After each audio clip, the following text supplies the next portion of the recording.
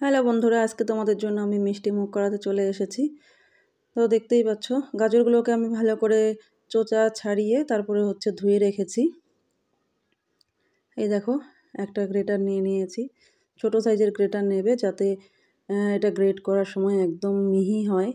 মানে বড়টা নিলে পরে একটু মোটা মোটা হয়ে যাবে, সেদ্ধ হতে চাবে না, সেই জন্য আমি ছোটোটাই নিয়েছি। এই দেখো কত সুন্দর স্মুথ হচ্ছে, পাতলা পাতলা, যাতে ভাজতে ভাজতে এটা সেদ্ধ হয়ে যায়। তো বর অনেকগুলো গাজর এনেছে, ভাবলাম কি করব এখন। তারপরে মনে পড়লো একটু গাজরের হালুয়াই বানিয়ে ফেলি। সবাই সবসময় সবভাবেই তৈরি করে থাকে, আমি যেভাবে বানাই সেভাবে তোমাদেরকে দেখানোর চেষ্টা করছি।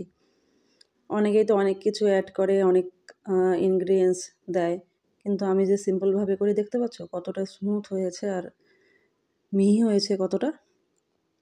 এই দেখো একে একে সবগুলো আমি গ্রেট করে নিয়েছি, দেখতেই পাচ্ছ গ্রেট করা হয়ে গেছে।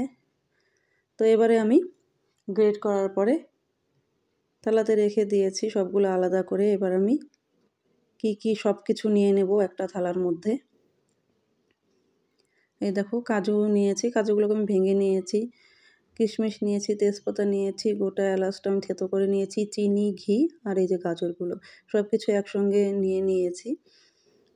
তারপরে কড়াইটা বসিয়ে দিয়েছি। কড়াইটা একটু বেশি গরম হয়ে গেছে, তো এবার আমি কড়াইতে ঘি দিয়ে দেব। আর এই দেখো দুধটাকে আমি জাল করে সাইডে রেখে দিয়েছি। দুধটাকে আমি ঘন করে জাল করেছি, তো আমি ঘিটা এখানে দিয়ে দেবো। শীতকাল জানোই ঘিটা জমে আছে, তো সে কারণে এই ঢালতে একটু দেরি হচ্ছে। তো দেখতে পাচ্ছ কড়াইটা প্রচণ্ড গরম হয়ে গেছে।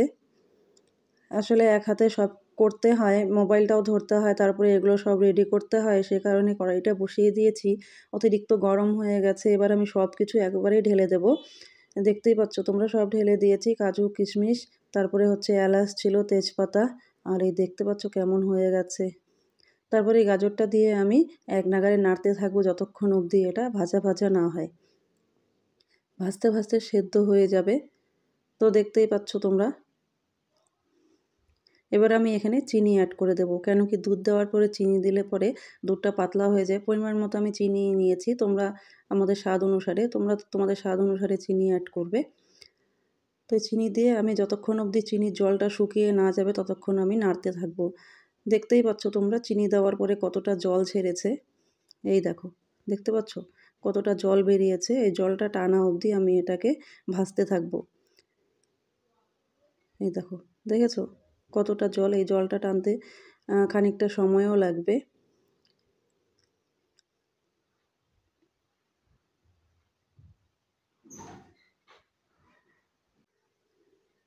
তারপরে এই দেখো নাড়তেই থাকছি, জলটা যতক্ষণ অবধি শুকিয়ে না যাচ্ছে।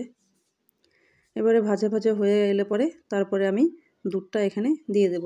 দুধটা দেওয়ার পরে বেশিক্ষণ ফোটাতে হবে না, কেন কি চিনিটা দিয়ে আমি আগেই এটাকে ভাজা ভাজা করে নিয়েছি। চিনি দেওয়ার পরে দুধটা পাতলা হয়ে যায়, সে কারণে খানিকটা সময় লাগে ফোটাতে।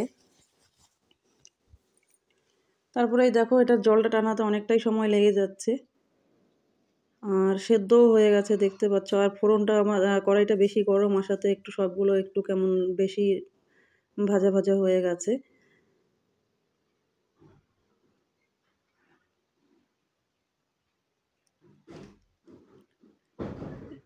এবারে দেখো আমার ভাজা হয়ে গেছে।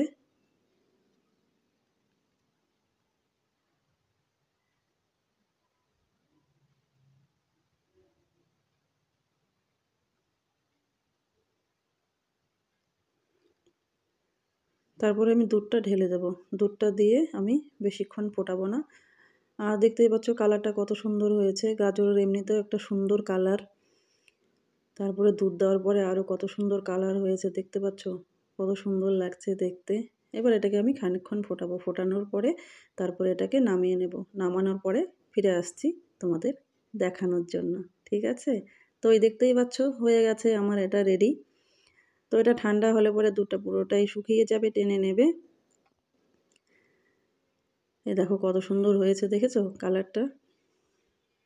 আর এই দেখো নামানোর পরে দেখেছো কত সুন্দর। তো আশা করছি তোমাদের ভালো লাগবে ভিডিওটা। সবাই ভালো থেকো, লাভ ইউ অল, টাটা।